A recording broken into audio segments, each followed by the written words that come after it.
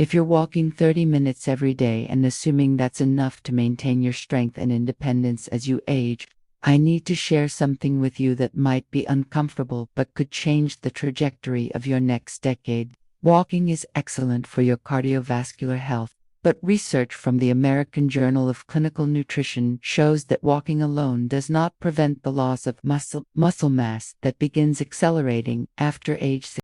In fact, adults who walk regularly but do no resistance training lose an average of 5 to 7 pounds of muscle per decade.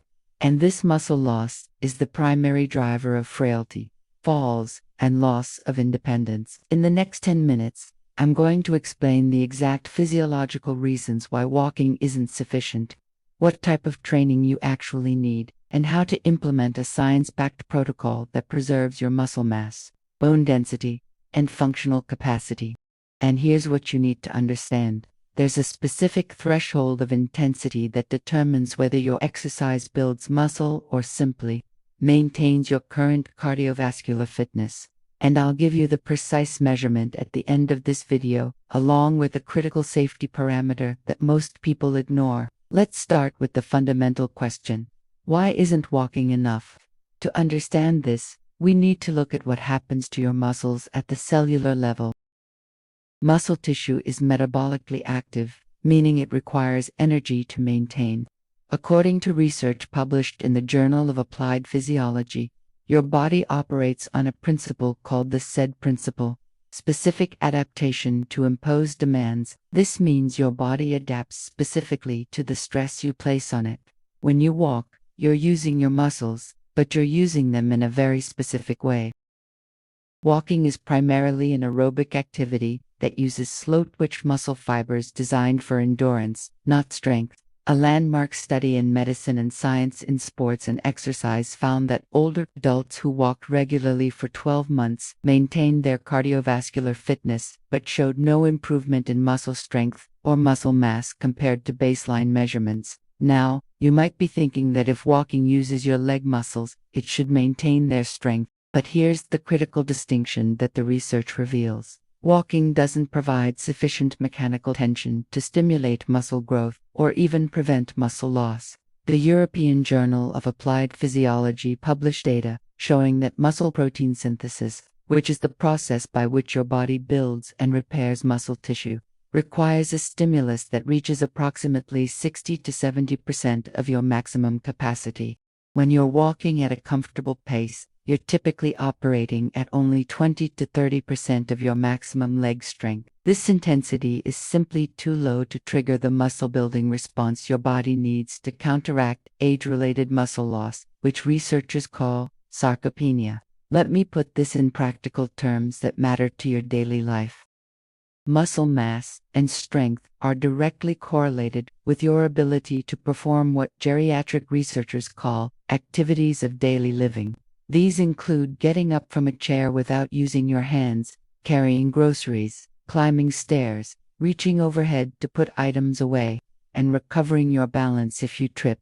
The Journal of Gerontology published a comprehensive study following over 3,000 adults aged 65 and older for 10 years. The results were striking. Leg strength was the single strongest predictor of maintaining independence, even more than aerobic fitness. Adults in the lowest quartile of leg strength were 4 times more likely to require assisted living within the decade compared to those in the highest quartile, regardless of how much they walked. But here's where the research gets even more concerning, and this is the part most doctors don't explain clearly enough. After age 65, you don't just lose muscle mass, you lose it preferentially from your fast-twitch muscle fibers. These are the fibers responsible for generating power and quick movements, the exact qualities you need to catch yourself if you stumble or too quickly step up onto a curb.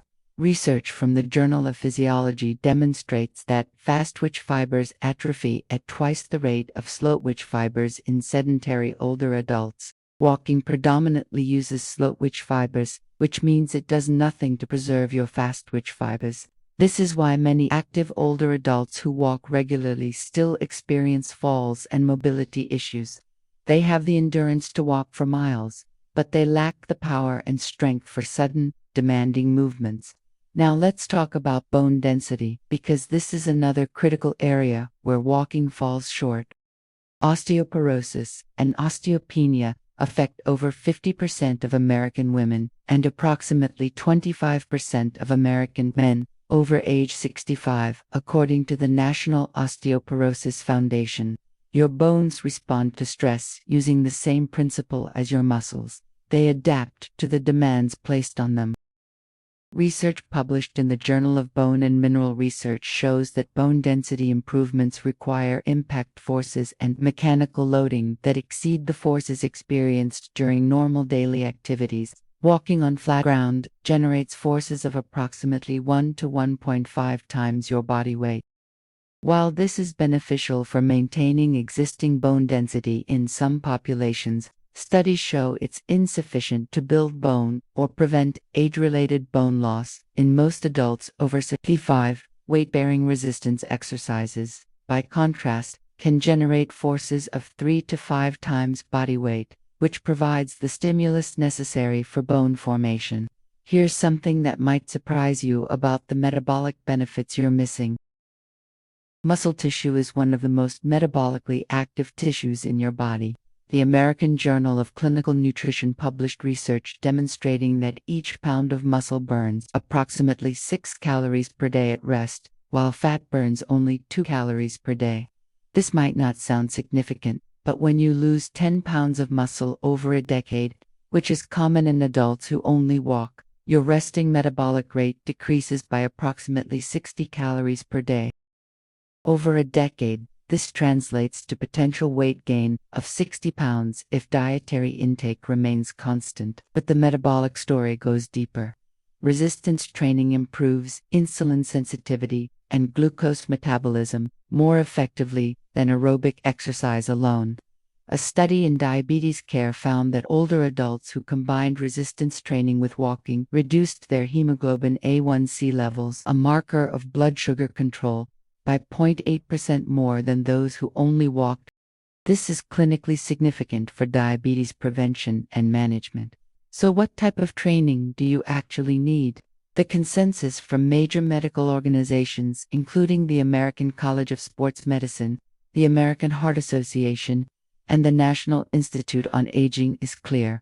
Adults over 65 need both aerobic exercise and resistance training. The specific recommendation is at least 150 minutes of moderate intensity aerobic activity per week, which walking can satisfy, plus resistance training targeting all major muscle groups at least 2 days per week. But here's the detail that matters most: intensity. Research from the Journal of Strength and Conditioning Research shows that resistance training needs to be performed at a level where you're working to near fatigue, typically 8 to 12 repetitions, where the last 2 repetitions feel challenging. This level of intensity is what triggers muscle protein synthesis and creates the adaptations you need. Let me address the concern I know many of you have: is resistance training safe at your age? The data is overwhelmingly reassuring. A comprehensive review published in Sports Medicine analyzed over 40 studies involving adults aged 65 to 95 performing resistance training. The injury rate was less than 1%, significantly lower than the injury rate from walking, which carries risks of trips and falls.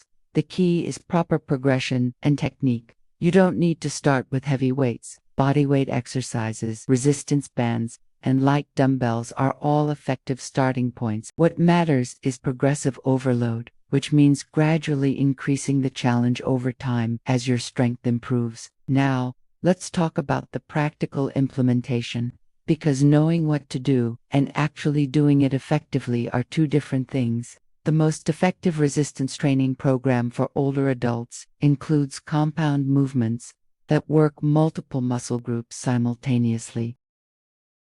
These include squats or leg presses for your legs, pushing movements like chest presses or push-ups for your chest and arms, pulling movements like rows for your back, and core strengthening exercises like planks. Research in the Journal of Aging and Physical Activity found that compound movements produce greater functional improvements and better adherence rates compared to isolated single-joint exercises. You need to perform these exercises with sufficient load that 8 to 12 repetitions brings you close to fatigue. Rest for 1 to 2 minutes between sets, and complete 2 to 3 sets per exercise. But here's the critical safety parameter I promised you, and this is where many people make a dangerous mistake. You must distinguish between good discomfort and pain.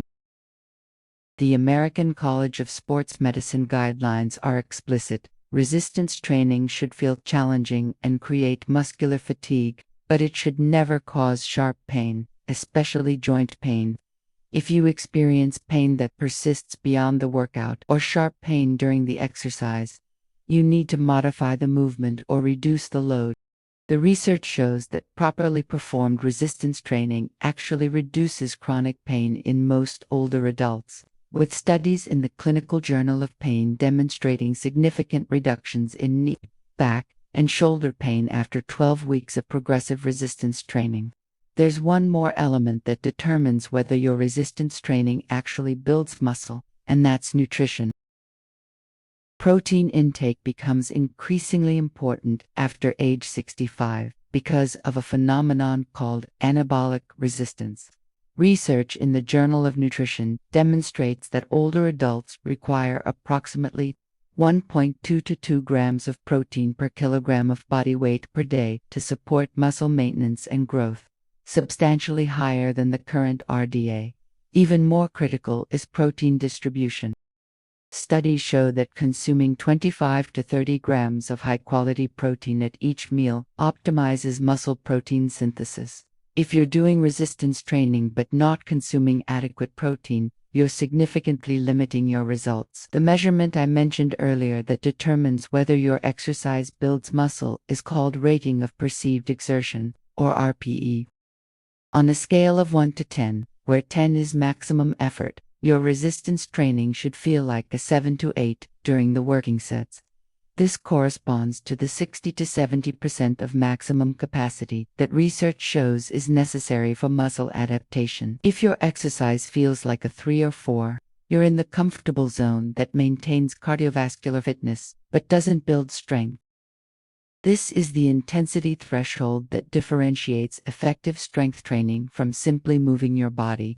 Here's your complete protocol. Continue walking for cardiovascular health and general well-being, but add 2 resistance training sessions per week, separated by at least 48 hours. Each session should include 4 to 6 exercises targeting major muscle groups, performed for 2 to 3 sets of 8 to 12 repetitions at an RPE of 7 to 8. Consume 25 to 30 grams of protein within 2 hours after your resistance training to optimize recovery. Start conservatively with body weight or light resistance, and progress gradually over weeks and months. The Journal of the American Geriatric Society published data showing that older adults following this protocol maintained their muscle mass and functional independence at rates comparable to adults decades younger.